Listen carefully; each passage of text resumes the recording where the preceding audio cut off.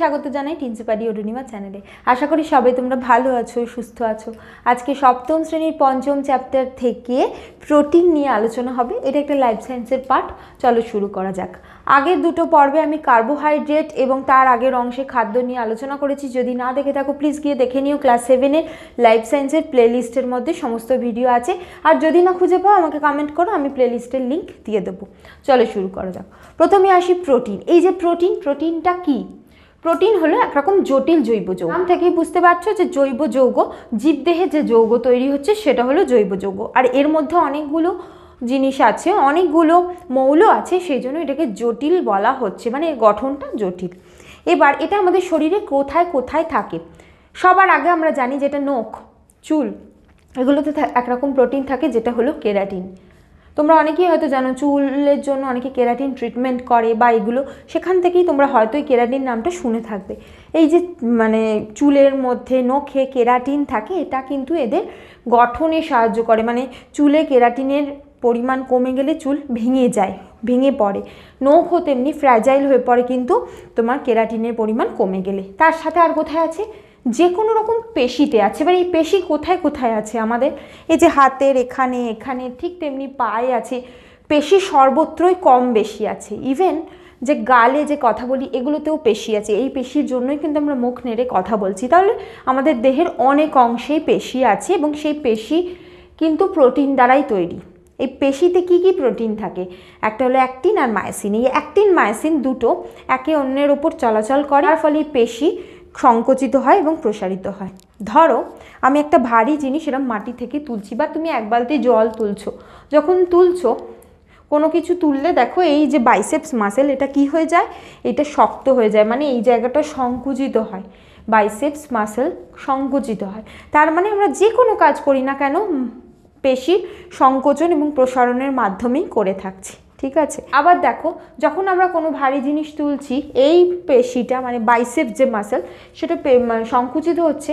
আবার উল্টো দিকে থাকে, এইখানে থাকে ট্রাইসেপস মাসেল। সেই ট্রাইসেপস মাসেলটা কিন্তু প্রসারিত হচ্ছে। তার মানে বিভিন্ন পেশি একসাথে কাজের মাধ্যমে আমরা নিজেরা চলন গমন বিভিন্ন কাজ করতে পারছি। ইভেন কথা বলতে পারছি, খাদ্য গলাধঃকরণ করতে পারছি, অনেক কিছুই করতে পারছি। এই প্রোটিন আর কোথায় থাকে আমাদের দেহের? আমাদের যে লোহিত রক্তকণিকা, সেই লোহিত রক্তকণিকার মধ্যে আছে হিমোগ্লোবিন। হিমোগ্লোবিনও কিন্তু কি করে? অক্সিজেনকে পরিবহন করে, অক্সিজেনকে আমাদের প্রত্যেকটা কোষে নিয়ে যাচ্ছে, সেইটাও কিন্তু একরকম প্রোটিন। সেই জন্য অনেকের জানবে যে আরবিসি কোনো রকম প্রবলেম হলে বা হিমোগ্লোবিন কমে গেলে কিন্তু দেহে ক্লান্তি আসে, সহজে সে হাঁপিয়ে পড়ে। সেটাও হচ্ছে কিন্তু এই প্রোটিনের অভাবেই। তারপর হলো আমাদের যে রক্তের প্লাজমা, যেটাকে লসিকা প্লাজমা বলা হয়, তাতেও মানে প্রোটিন থাকে। Globulin protein, fibrinogen protein. Globulin protein এগুলো কি করে? অক্সিজেন পুষ্টি সরবরাহ করে। তার সাথে ফাইব্রিনোজেন যেটা রক্ত জমাট বাঁধতে সাহায্য করে। কোথাও কেটে গেলে রক্তকে জমাট বাঁধতে হয়, সেই রক্তকে জমাট বাঁধতেই ফাইব্রিনোজেন সাহায্য করে। ঠিক আছে। তাহলে এই যে ছকটা লিখেছি, এটা কিন্তু এইভাবে গোটাটা প্রশ্নে আসবে না। মানুষের দেহে কি কি প্রোটিন আছে, কোথায় মানে কীরমভাবে আসবে বলো তো? মানুষের দেহে কোথায় কোথায় প্রোটিন আছে, কি কি রূপে আছে, কি কি কাজ করে, এইভাবে আসবে। যে কোনো একটা আসতে পারে। আমি ছকাকারে একসাথে লিখেছি যাতে এটা থেকেই তোমাদের গোটাটা পড়া হয়ে যায়। তারপর হলো অস্থি, টেন্ডন, লিগামেন্ট, সেগুলো তৈরি হয় কোলাজেন দ্বারা। এই কোলাজেন আমাদের হাত পা সচল রাখতে সাহায্য করে। যে কোনো হাড়ই তার গায়ের যে পেশির সাথে এই টেন্ডন দ্বারা যুক্ত থাকে। ঠিক আছে। তার একটা হাড় রয়েছে, এই হাড়ের গায়ে একটা পেশি রয়েছে। এই যে পেশিটা শেষে গিয়ে এই হাড়ের সাথে যুক্ত, এই যে সরু হয়ে গিয়ে সেই অংশটাই হলো টেন্ডন। এটাও একরকম প্রোটিন দ্বারা গঠিত, সেটার নাম হলো কোলাজেন। ঠিক আছে। তারপর তো বললাম নখ চুল, এগুলো কেরাটিন দ্বারা গঠিত, এটা নখ চুলের গঠনে সাহায্য করছে। পরের যে প্রশ্ন সেটা হলো আমাদের শরীরে যদি অতিরিক্ত প্রোটিন জমা হয় তার ফলে কি কি সমস্যা হতে পারে? অতিরিক্ত প্রোটিন জমা হয় মানে কি? আমরা যদি অতিরিক্ত প্রোটিন খাই সেটা হতে পারে, বা ধরো আমাদের শরীরে যদি প্রোটিন শরীরে জমে যায় সেক্ষেত্রে কী কী সমস্যা হতে পারে? বাত, কিডনি স্টোন, এই সমস্ত সমস্যা হতে পারে। এখন আসি পরের প্রশ্নে, সেটা হলো প্রোটিন কাকে বলে? যদি এই প্রশ্নটা আসে এটা কিভাবে লিখবে? সবার আগে জেনে রাখো এই প্রোটিন 4টে মৌল দ্বারা গঠিত: কার্বন, হাইড্রোজেন, অক্সিজেন ও নাইট্রোজেন। ঠিক আছে। তাহলে কি কি আছে? কার্বন আছে, হাইড্রোজেন আছে, অক্সিজেন আছে এবং নাইট্রোজেন আছে। তোমরা যদি কার্বোহাইড্রেটের পর্বটা দেখে থাকো ওখানে দেখবে যে ওটা কিন্তু কার্বন, হাইড্রোজেন ও অক্সিজেন এই তিনটে দ্বারা গঠিত, নাইট্রোজেনটা ছিল না। তাহলে প্রোটিনে কিন্তু যে বিশেষ মৌলটা আছে সেটা হলো নাইট্রোজেন, যেটা ফ্যাটে বা কার্বোহাইড্রেটে থাকে না। তাহলে বিশেষ কোন মৌল থাকে সেটা হলো নাইট্রোজেন। ঠিক আছে, কি কি দ্বারা গঠিত? কার্বন, হাইড্রোজেন, অক্সিজেন ও নাইট্রোজেন সহযোগে গঠিত। ঠিক আছে, যে জৈব যৌগ জীবদেহে দেহ গঠন ও ক্ষয় পূরণে সাহায্য করে, দুটো কাজ, প্রধান কাজ, দেহকে গঠন করে এবং ক্ষয় পূরণে সাহায্য করে, তাকে প্রোটিন বলছে। তাহলে প্রোটিন কাকে বললে এই সংজ্ঞাটা লিখতে হবে। কার্বন, হাইড্রোজেন, অক্সিজেন, নাইট্রোজেন সহযোগে গঠিত যে জৈব যৌগ, কারণ জীবদেহেই এই মানে যৌগটা গঠিত হয়। এদের কি কাজ? এরা ক্ষয়পূরণ করছে এবং দেহ গঠন করছে, তাকে প্রোটিন বলছে।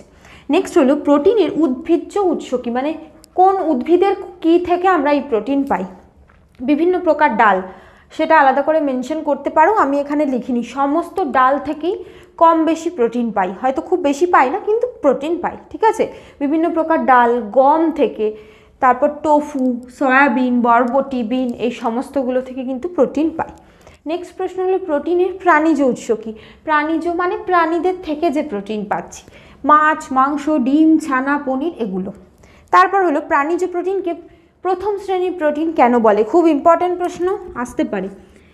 প্রাণীজ প্রোটিনের মধ্যে অপরিহার্য অ্যামাইনো অ্যাসিড পাই, এটা প্রায় কম বেশি সবটাই থাকে। বা ধরো মাছের মধ্যে অ্যামাইনো অ্যাসিড থাকে, অপরিহার্য অ্যামিনো অ্যাসিড, মাংসে থাকে, মাছে থাকে, এগুলোতে থাকে। তাই প্রাণীজ প্রোটিনকে প্রথম শ্রেণীর প্রোটিন বলে। কিন্তু উদ্ভিদের ক্ষেত্রে এটা কি? উদ্ভিদের একটা ধরো নিলে, ধরো মুগ ডাল বা মুসুর ডাল, যাই নাও, তার মধ্যে কিন্তু অপরিহার্য অ্যামিনো অ্যাসিড সব কটা থাকে না, সেজন্য উদ্ভিজ্জ প্রোটিনকে দ্বিতীয় শ্রেণীর প্রোটিন বলে। তারপরে প্রশ্ন হলো প্রোটিনের কাজ কি?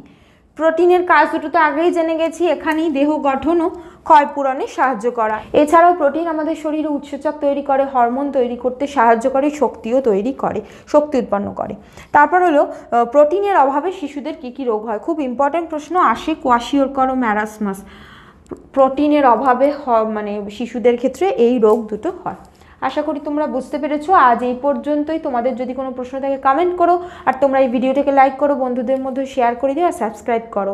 আমার অ্যানালিটিক্স দেখাচ্ছে যে 67.5% লোকজন সাবস্ক্রাইব করছে না, অথচ ভিডিও দেখছে। দেখো, তোমরা আমার কাছে অনবরত রিকোয়েস্ট করছো যে রেগুলার ক্লাস আনতে, কিন্তু রেগুলার ক্লাস আনার জন্য তো আমাকে রেকর্ডিং করতে হয়, এডিটিং অ্যান্ড আপলোডিং করতে হয়, সেগুলো একা হাতে করতে হয়। সো প্রত্যেকটা ক্লাসের রেগুলার ক্লাস দেওয়া আমার পক্ষে তো সেটা অসম্ভব হয়ে যাচ্ছে না। তোমরা সাবস্ক্রাইব করে যদি চ্যানেলটাকে না বড় করো, আমার হেল্পিং হ্যান্ড না আসে, তাহলে তো আমার পক্ষে রেগুলার আপলোড করা সম্ভব নয়। তাই তোমাদেরকেই এই পরিবারকে বড় করতে হবে রেগুলার ক্লাস পাওয়ার জন্য। Thank you.